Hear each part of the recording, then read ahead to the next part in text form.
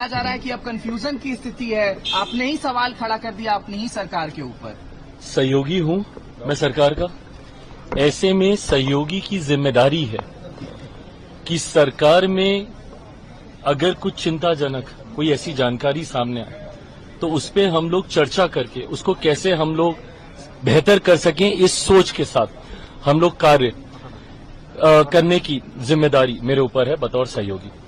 जो लोग इस मंशा को रखते हैं कि एनडीए की ताकत को कमजोर कर कर वो अपनी राजनीतिक रोटियां सेक लेंगे, कतई ये नहीं होने वाला। मैं जानता हूं मेरा इतिहास है, 2020 में अकेले चुनाव लड़ा था, तो विपक्ष जो अब चुनाव जीत नहीं सकता, तो वो चाहता ये है कि अगर कोई गठबंधन का सहयोगी अलग हो जाए तो उनकी जीत की राह आसान हो जाए। ये होने नहीं वाला।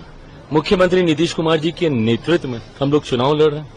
चुनाव परिणामों के बाद मुख्यमंत्री जी पुनः एक बार मुख्यमंत्री बनने जा रहे हैं। एनडीए में 5 घटक दल हैं बिहार के, पांचों के पांचों हैंड एंड ग्लव्स की तरह कार्य कर रहे हैं। एक ऐतिहासिक जीत की ओर हम लोग अग्रसर हो रहे हैं।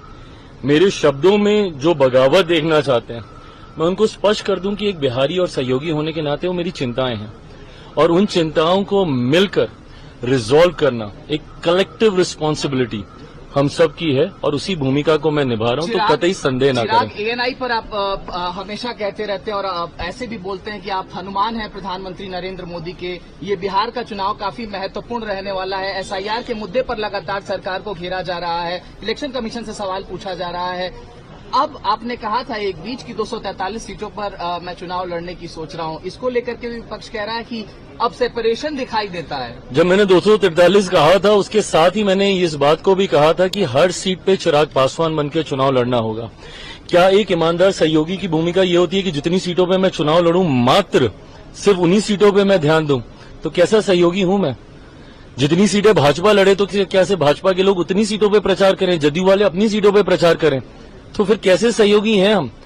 क्या मैं 243 सीटों पे प्रचार के लिए नहीं जाऊं?